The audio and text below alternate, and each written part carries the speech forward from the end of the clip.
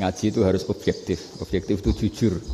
Jadi bisa saja korbannya ayah saya, bisa rektornya, bisa semuanya. Tapi korban dengan makna yang bagus. Karena di antara saran Al-Quran, Allah ngendikan kalau belajar atau mencari nasihat atau mencari kebaikan apa saja, itu diistilahkan walau ala anfusikum awil walidaini wal aqrabin, meskipun ketentuan itu merugikan kamu. Jadi ketentuan apapun yang merugikan kita, kita harus tetap kaji meskipun itu tidak menguntungkan kita. Karena banyak problem, mulai dulu sebenarnya problem itu orang yang wakam da'in yadda'i annahu da'a ilallah tapi hakikatnya yad'u ila nafsi. Jadi banyak da'i yang mengklaim dirinya mengajak ke Allah dan Rasul, tapi sebetulnya hakikatnya mengajak ke kelompoknya sendiri. Suatu saat atau kapan saja saya kok sudah tidak laku jadi kiai, asal Islam jalan tetap senang, karena nggak penting yang populer saya apa enggak itu tidak penting, yang penting agama ini tetap jalan. Sama, negara ini harus jalan siapapun presidennya. Ya, ini penting saya utarakan karena perbedaan antara nafsu dan komitmen beragama itu tipis sekali.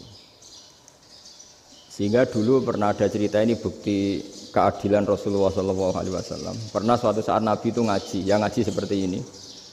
Terus ada pemuda dengan cueknya ngelewati masjid yang sedang dipakai Nabi ngaji.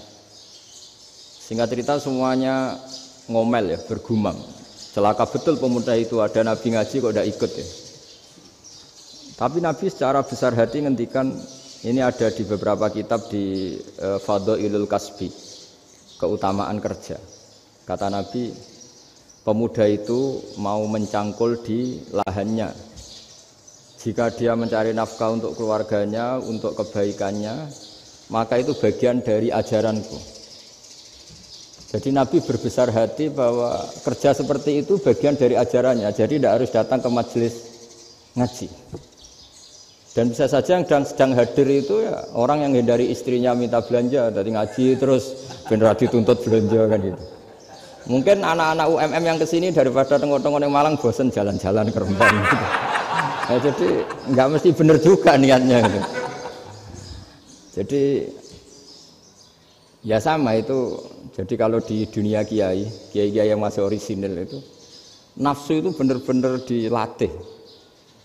Maka masyhur dalam cerita ada orang perang sama Ali radhiyallahu anhu. Ketika perang ini sangat semangat, tapi ketika orang itu meludahi dan Sayyidina Ali ini tersinggung karena diludahi, Sayyidina Ali langsung angkat tangan, sudah perangnya enggak usah diteruskan karena saya marah sama kamu sekarang demi nafsu karena kamu meludahi saya, padahal saya tadi motifnya demi Allah dan Rasul. Jadi sangat tipis bedanya kita emosi karena diri kita dan emosi karena Allah dan Rasul. Sehingga ketika diludahin ini terus beliau mikir jangan-jangan perang saya karena saya diludahin. Nah, yang hilang dari peradaban modern adalah Allah itu tidak begitu hadir di hati kita. Saya sering cerita di mana-mana, teks hadis itu sebenarnya berbunyi gini, ini hadis sahih. Mangka na yu'minu billahi wal yaumil akhir fal yukrim jarohu. Ada yang fal yukrim jarohu doifahu, ada yang fal yakul khairan aul yasmut. Siapa yang iman dengan Allah dan Rasul maka harus memuliakan tetangganya, memuliakan tamunya.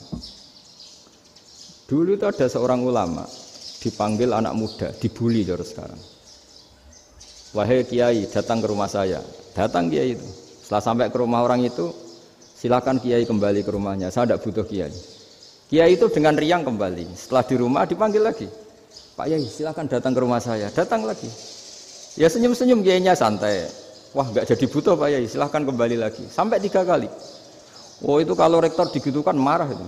Dosen marah. Kiainya santai. Santai, senyum-senyum, rileks. Ketika ditanya, kenapa Pak Yai tidak tersinggung? Jawabannya unik.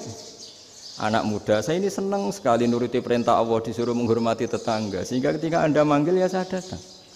Ketika Anda nyuruh pulang ya saya pulang. Saya senang sekali nyenengkan tonggo. Dan itu perintah Allah. Jadi tidak ada hubungannya dengan kamu. Wah, pemudanya nangis minta dimaafin. Kalau kita kan enggak, kita ini dosen, kiai, mungkin kita doktor, mungkin kita profesor. Tapi kita ini sering didikte oleh orang bodoh. Kalau orang bodoh itu jengkel, lo kita ya jengkel. Lo kamu jengkel, dijengkelkan orang bodoh itu namanya terdikte. Itu bodoh apa pinter? Wah, itu tidak pinter sama sekali. Kalau betul-betul kamu pinter, hanya bisa didikte oleh Allah Subhanahu wa Ta'ala. Jadi antara hukum Allah apa? Wa ahsin man asa'a ilaika, berbuatlah baik sama orang yang berbuat buruk sama Anda. Itu dikteannya Allah. Kalau dikteannya orang-orang bodoh kayak dimangkel ben mangkel, terus kamu mangkel. Itu bodoh apa pinter? Nah, problem kita kekinian adalah wong pinter wong bodoh itu podo-podo bisa didikte oleh sekelilingnya. Terus karuan wataknya perempuan seperti itu, wataknya anak-anak seperti itu, kita didikte. Anak-anak jengkelin kita mangkel, berarti kita didikte oleh orang bodoh. Makanya agama itu unik, kadang ngendikan wa ahsin man asa'a ilaika, kadang wasil man qata'aka, sambunglah orang yang memutus kamu. Karena dengan demikian kita hanya didikte oleh Allah Subhanahu wa Ta'ala, bukan didikte oleh hukum sosial. Cara Jawane nak ngapiki tangga sing apik akeh tunggale. Berbuat baik sama yang berbuat baik pada kita itu mbok orang fasik ya seperti itu, maling ya seperti itu, sama. Tapi kalau berbuat baik sama orang yang berbuat jelek sama kamu itu baru luar biasa. Dan memang teksnya hadis wa ahsin man asa'a ilaika, berbuat baiklah sama orang berbuat buruk sama kamu.